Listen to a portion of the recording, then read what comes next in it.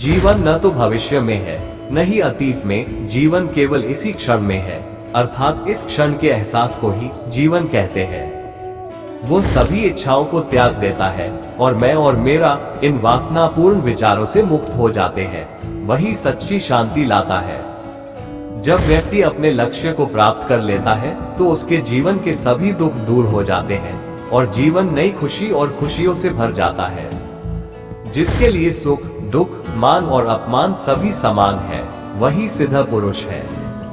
केवल कमजोर लोग ही भाग्य को दोष देते हैं और नायक भाग्य को प्राप्त कर लेता है। कोई भी व्यक्ति जीवन में जो चाहे प्राप्त कर सकता है यदि वो इसके बारे में विश्वास के साथ सोचता है। अहंकार ही है जो लोगों में फर्क पैदा करता है। यदि अहंकार नहीं है तो ईश्वर से मतभेद का कोई कारण नहीं है। जो होने वाला है वह होकर रहेगा, जो नहीं होगा वह कभी नहीं होगा। ऐसे आश्वस्त भाव से की चिंता उसे कभी नहीं सता सकती। बाहरी वस्तुओं का त्याग वास्तव में त्याग नहीं है, ये सच्चा त्याग है। सच्चा त्याग है हमारी इच्छाएं, स्नेह, लगाव बंधे हैं, लेकिन संसार नहीं है।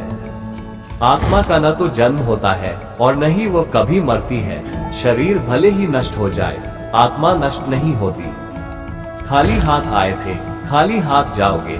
जो आज तुम्हारा है कल किसी और का था, कल किसी और का होगा।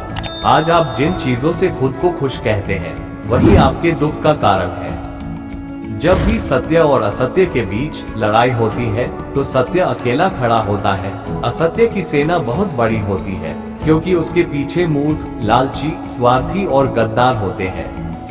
यदि इस संसार में धर्म की हानि होती है, इस संसार में अधर्म बढ़ता है, तो धर्म की रक्षा के लिए मैं इसी संसार में पुनः लौटता हूँ। जो पांचों इंद्रियों को वश में करके भी मन में शब्द, रस, मूल इंद्रिय पदार्थों का स्मरण करता है, वो मूर्ख स्वयं को धोखा देता है और झूठा, पाखंडी कहलाता है।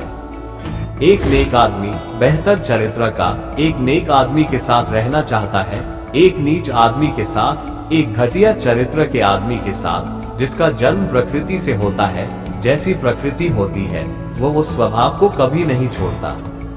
अगर किसी भी घटना से इंसान डर जाता है तो उसकी हार होती है, और जो व्यक्ति सब कुछ हार कर भी शांत और केंद्रित रहता है वही विजेता होता है। तुमने क्या खोया जो तुम्हें रोना पड़ा? तुम ऐसा क्या लेकर आए जो तुमने खो दिया? जो नष्ट हो गया क्या उसे तुमने बनाया? जब आए तो कुछ भी नहीं लाए, जो लिया यहीं से लिया, जो दिया यहीं से दिया।